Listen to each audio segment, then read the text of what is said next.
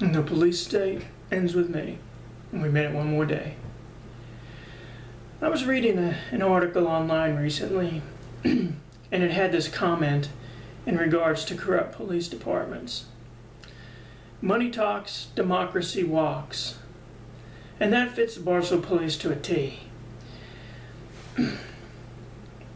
It is just so true with the bribes, the hired guns, the doing of bidding of corporations, wealthy, well-connected people, the friends and families, special treatment, the Bartlesville's police, organized criminal behavior, their lies, and what they call their thin blue line, and I think of it more as a thick blue line, their cover-ups, the Bartlesville Police, City of Bartlesville, Oklahoma, Washington County of Oklahoma, District Attorney's Office and courts, all of their fascism, and you can go back and look at other videos. That is the correct word. You know, communism is when the government owns the corporations, the means of production.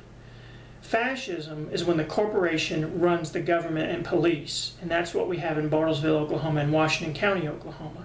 If the leadership of James Phillips Medical Center, one of the largest corporations in the world, one of the largest healthcare organizations in the world, says jump, then the police just do it. And again, that $20,000 that the Bartlesville Police just received and won't tell us who gave it to them, we know who gave it to you, and it was a bribe. But we need to hear it from you. The desire of the Bartlesville Police to use their threat of guns and lethal force to stop someone from running for city council, and then that city council's use of their Bartlesville Police farce to stay in power, the corrupt district attorney's office and courts, and more. Money talks and democracy walks. This is what happens when corruption rules a small town. And that is what's going on here. Corruption to its core. The problem is it's not just a small town, because like I've said, you can go back and look at other videos. I have reported this just about everywhere, well, everywhere you can possibly think of, everywhere I can think of. And you know, people constantly are telling me, hey, well, did you report it here? You need to report it here. I'm going to go, yeah, I did. You know, people aren't interested because, you know, it's a civil case, because I haven't been arrested, and so, you know, I guess there's no money in it, and the police can do whatever they want, because the problem is the courts are so corrupt that even if I were to win a civil case, they would delay it 20 years. I've gone over this before. But, you know, it's a situation where the police are open to do anything they want, breach every civil right you have, steal from you. Just come to your house and pick out what they want and steal from you and tear your house apart and leave. And no one will do anything. Senators won't do anything. Nope. I even put a post on the governor's Facebook page. No one will do anything. Written complaints to the FBI, to the EEOC. I could go on and on and on and on. A complaint to the Bartlesville Police itself, 2 complaints to the FBI actually, a written complaint to the Bartlesville City Council. You can just complain until you turn blue in the face. Nobody's going to do anything. This country, we've got a real problem with what we call our justice system, what we call our district attorneys. You know, we're hiring psychopaths. They go out and steal people's property and then use it for personal use. That's what the Washington County District Attorney's Office does. They're just roaming gangs that have hired guns. I mean, it's insane. They're running around with military weapons grade equipment, stealing from people.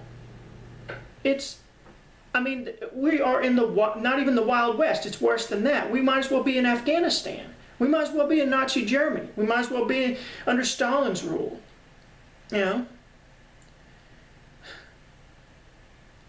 It's so corrupt. And, you know, I could go on and on and on, and I'm kind of going off on a tangent today, and I kind of left myself a little bit of time to do that. You know, just kind of throw my emotions out there, you know, and let people know, you know, this is still going on. You know, they're still holding out, oh, we're investigating him. That's why we can steal his property and call him a criminal, even though he's never been in trouble in his entire life and hasn't had a speeding ticket in over 20 years.